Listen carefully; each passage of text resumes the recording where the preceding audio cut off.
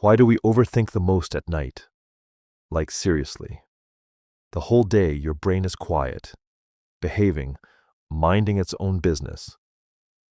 But the moment you lie down in bed, your mind goes, great, time to replay every embarrassing thing you've ever done since childhood. Let's talk about the real reason this happens. All day long, your brain is busy. Work, people, conversations, phones, noise. Your mind is juggling tasks like a circus performer. There's no space for deeper thoughts. But at night, everything gets quiet. And guess who hates quiet? Your brain.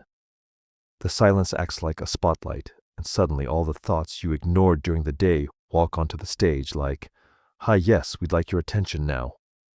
Another reason. Nighttime feels safe to think. You're finally still. Nobody needs you. There's no pressure to perform or respond. Your mind thinks it's the perfect moment to analyze your whole life. It's not, but try convincing it. And let's be honest. Night makes emotions louder.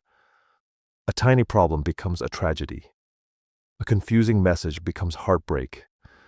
A random memory becomes a whole meltdown. Your brain basically becomes a drama writer after 11 p.m. But here's the twist.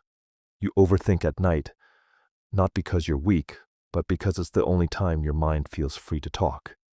It's trying to unload everything you didn't process earlier. So no, you're not broken. You're just human, and your brain has terrible timing.